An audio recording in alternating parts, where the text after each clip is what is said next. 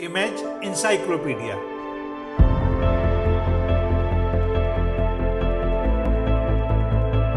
जानकारियों और जिज्ञासाओं की अद्भुत दुनिया। हेलो दोस्तों,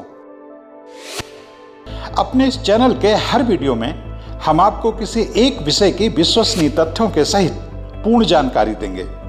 ऐसी जानकारी जिसकी तलाश में स्कूल कॉलेज के छात्रों से लेकर सभी तरह के प्रतियोगी छात्र रहते हैं। हमारी ये वीडियो उन लोगों के लिए भी बहुत उपयोगी साबित होंगे जो जनरल नॉलेज में रुचि रखते हैं और कौन बनेगा करोड़पति जैसे कार्यक्रमों में हिस्सा लेकर सफल होना चाहते हैं। तो दोस्तों, आइए आज का वीडियो शुरू करते हैं। लेकिन उससे पहले आपसे एक अनुरोध कि अगर अब तक आपने हमारे इस चैनल को सब्सक्राइब नहीं किया है तो कृपया कर लें और हाँ, बेल आइकन का बटन दबाना ना भूलें, जिससे हर नया वीडियो सबसे पहले आपको मिले। एमएसपी की पूरी कहानी, कौन सच बोल रहा है, कौन झूठ। दोस्तों, इन दिनों हम भारतीयों के कानों में सबसे ज्यादा बार सुनाई पड़ने वाला जो एक शब्द है वह है एमएसपी। एमएसपी यानी मिनिमम सपोर्ट प्राइस, या वह न्यूनतम समर्थन मूल्य जो केंद्र सरकार चाहती है कि हिंदुस्तान के किसानों को मिलना चाहिए। सरकार ने जिन 24 फसलों के लिए एमएसपी की घोषणा की है उनमें 7 फसलें अनाज की हैं, 5 दलहनों की, 8 तिलहनों की और 4 कॉमर्शियल फसलें हैं।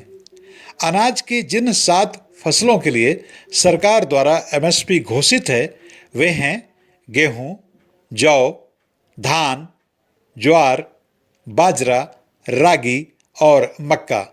इसी क्रम में जिन 5 दलहन की फसलों के लिए एमएसपी घोषित है वे हैं मसूर, चना, तुअर, मूंग और उड़द। जबकि जिन 8 तिलहन की फसलों के लिए एमएसपी का प्रावधान है उनमें मूंगफली, सरसों, सोयाबीन, काला तिल, सूरजमुखी बीज, राम तिल, साफोलर और कैनोला तथा जिन 4 कॉमर्शियल या नकदी फसलों के लिए एमएसपी की व्यवस्था की गई है वे हैं जूट, कपास, नारियल और गन्ना। इनमें 23 फसलों के लिए एमएसपी कृषि लागत एवं मूल्य आयोग तय करता है, जबकि गन्ना का समर्थन मूल्य गन्ना आयोग तय करता है। एमएसपी की शुरुआत पिछली सदी के 60 के दशक में हुई। उन दिनों भारत भयानक खाद्यान्न संकट से जूझ रहा था। इस समस्या से निपटने के लिए 1 अगस्त 1964 को प्रधानमंत्री लाल बहादुर शास्त्री ने मशहूर अर्थशास्त्री एल.के. झा के नेतृत्व में एक समिति का गठन किया ताकि अनाज की कीमतें तय की जा सकें। इस समिति ने साल 1966-67 में पहली बार गेहूं के लिए एमएसपी की घोषणा की। तब से हर साल केंद्र सरकार फसलों की बुआई के पहले एमएसपी की घोषणा करती है। देश में पहली बार एमएसपी के तहत साल 1966-67 में गेहूं की खरीद की गई। उस समय सिर्फ गेहूं की फसल के लिए ही एमएसपी घोषित थी। आर्थिक एवं वित्तीय मामलों के मशहूर अखबार फाइनेंशियल एक्सप्रेस के मुताबिक साल 1966-67 में जब पहली बार एमएसपी के तहत गेहूं की खरीद की गई तो इसके लिए 54 रुपये प्रति क्विंटल का मूल्य निर्धारित किया गया था, जबकि 2020-21 में गेहूं का समर्थन मूल्य 1975 रुपये प्रति क्विंटल है। अब सवाल है कि इन दिनों एमएसपी आखिरकार इतनी चर्चा में क्यों है। वास्तव में एमएसपी पिछले दिनों चर्चा में तब आई जब पिछले साल लॉकडाउन के दौरान सरकार ने कृषि सुधारों से संबंधित 3 अध्यादेश जारी किए और बाद में जब पार्लियामेंट खुली तो इन्हें कानून के रूप में पास करा लिया। इन अध्यादेशों के विरुद्ध पंजाब और हरियाणा में किसानों का छिटपुट आंदोलन पिछले साल मई-जून में ही शुरू हो गया था। लेकिन जब केंद्र सरकार ने उन आंदोलनों की परवाह न करते हुए सितंबर 2020 में तीनों अध्यादेशों को कानून बना दिया तो यह आंदोलन काफी बढ़ गया। अब इसमें पंजाब, हरियाणा के साथ साथ न केवल पश्चिमी उत्तर प्रदेश बल्कि देश के हर इलाके के किसान शामिल होने लगे। किसान इन आंदोलनों के किसी धारा या उपबंध अथवा क्लॉज का विरोध नहीं कर रहे। उनका सीधे सीधे कहना है कि इन कृषि विरोधी काले कानूनों को केंद्र सरकार पूरी तरह से रद्द करे। लेकिन केंद्र सरकार इस संबंध में लगातार यह कहती रही है कि ये कानून किसानों के हित में हैं, इनसे उनकी आय 2 गुना होगी। यही नहीं, सरकार अपने इस निष्कर्ष पर भी अड़ी हुई है कि इन कानूनों के चलते देश की कृषि व्यवस्था में क्रांति हो जाएगी, किसानों में खुशहाली आएगी। जबकि किसान लगातार यह कह रहे हैं कि ये काले कानून खेती का बंटाढार कर देंगे। किसी भी कीमत पर वे इन कानूनों को नहीं मानेंगे। इसके लिए किसानों ने दिसंबर 2020 में राजधानी दिल्ली कूच करने का आह्वान किया और केंद्र सरकार तथा दिल्ली से सटे राज्यों की सरकारों की कोशिशों के बावजूद किसान पिछले 2 महीनों से भी ज्यादा समय से दिल्ली के 4 अलग अलग बॉर्डर पर धरने पे बैठे हुए हैं। यह आंदोलन के इतिहास में अभूतपूर्व कृषि आंदोलन है। अब के पहले कभी भी इतना बड़ा कृषि आंदोलन नहीं हुआ।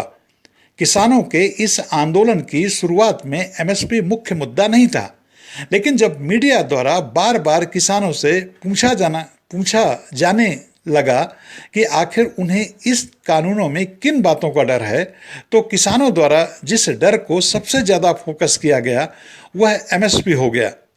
किसानों को लगता है कि इन कानूनों के बाद कृषि उपजों की न्यूनतम समर्थन मूल्य पर जो सरकारी खरीदारी होती है वह धीरे धीरे खत्म हो जाएगी और प्राइवेट खरीदार उनसे एमएसपी की बजाय अपने फायदे के लिए तय की गई मनमानी कीमतों पर खरीदारी करेंगे। मतलब यह है कि किसानों को लगता है कि इन कानूनों के बाद उन्हें एमएसपी नहीं मिलेगी। एमएसपी धीरे धीरे बंद हो जाएगी। जबकि केंद्र सरकार के तमाम मंत्रियों सहित प्रधानमंत्री नरेंद्र मोदी ने तो संसद में भी कहा है कि एमएसपी थी, है और भविष्य में भी रहेगी। इससे यह लग सकता है कि किसान बिना मतलब कुछ ज्यादा ही भयग्रस्त हैं और एमएसपी का बितंडा खड़ा किए हुए हैं, जबकि हकीकत यह नहीं है। हकीकत यह है कि सरकार के तमाम मंत्रियों से लेकर प्रधानमंत्री तक एमएसपी को लेकर अर्धसत्य बोल रहे हैं। अर्धसत्य कई बार झूठ से भी ज्यादा खतरनाक होता है, क्योंकि जब किसान कह रहे हैं कि अगर सरकार और प्रधानमंत्री इस बात का आश्वासन दे रहे हैं कि एमएसपी कभी खत्म नहीं होगी, तो क्यों नहीं एमएसपी को कानूनन वैध कर दिया जाता। मतलब यह है कि सरकार एक कानून बनाए जिसमें यह सुनिश्चित किया जाए कि किसानों के विभिन्न उत्पादनों को सरकार द्वारा तय न्यूनतम समर्थन मूल्यों की दरों पर ही खरीदा जाएगा। लेकिन किसानों के इस सवाल पर केंद्र सरकार पलटवार करते हुए कहती है कि किसानों को प्रधानमंत्री पर भरोसा नहीं है। सरकार यह भी कह रही है कि वह लिखित देने को तैयार है, लेकिन यह बात समझ में नहीं आ रही कि जब सरकार लिखित में देने को तैयार है तो इस संबंध में यह कानून क्यों नहीं बना देती कि कृषि उत्पादों की खरीदारी एमएसपी की दरों पर ही हो। सवाल यहीं पर सारा झोल है। सरकार के समर्थक अर्थशास्त्री कहते हैं एमएसपी पर कानून बनाने से सरकार को सारे कृषि उत्पाद खरीदने पड़ेंगे, जबकि किसान कह रहे हैं कि सरकार चाहे तो कुछ भी ना खरीदे, लेकिन यह सुनिश्चित करे कि देश में कृषि उत्पाद न्यूनतम समर्थन कीमतों से नीचे नहीं बिकेंगे। सरकार इस सवाल का जवाब देने के बजाय बार बार आंकड़े देकर बता रही है कि कैसे उसने साल 2015 के बाद से लगातार एमएसपी के तहत पहले से बहुत ज्यादा खरीदारी की है और दर भी बढ़ाई है। लेकिन इन आंकड़ों के भीतर एक सच और झूठ के बीच का धुंधलका भी छिपा है। मसलन केंद्र सरकार कहती है कि उसने साल 2015 से 2019 के बीच एमएसपी के तहत लगातार गेहूं की रिकॉर्ड खरीदारी की है। साल 2015 में 203 लाख टन, साल 2016 में 308 लाख टन, साल 2017 में 358 लाख टन, साल 2018 में 341 लाख टन और साल 2019 में 390 लाख टन गेहूं की रिकॉर्ड खरीदारी हुई है। लेकिन हम यह भूल जाते हैं कि इन सालों में सरकार ने गेहूं के कुल उत्पादन में से महज 25%, 31%, 36% और 33% गेहूं ही खरीदे हैं। साल 2015 में 923 लाख टन गेहूं पैदा हुआ था, मगर एमएसपी के तहत महज 203 लाख टन गेहूं बिका।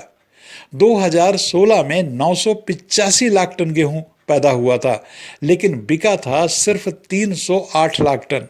इसी तरह 2017 में 999 लाख टन, 2018 में 1036 लाख टन और साल 2019 में 1072 लाख टन गेहूं की रिकॉर्ड पैदावार हुई, जबकि 2017 में कुल 358, 2018 में 341 और 2019 में 390 लाख टन गेहूं ही एमएसपी की तहत खरीदारी में गया। कहने का मतलब यह है कि सरकार कितने भी दावा कर रही हो, लेकिन महज 1/3 उत्पाद को ही न्यूनतम समर्थन मूल्य मिला। ऐसा इसलिए हुआ क्योंकि सरकार के अलावा बाकी सारे खरीदार गेहूं ही नहीं बल्कि किसी भी फसल को एमएसपी पे नहीं खरीद रहे।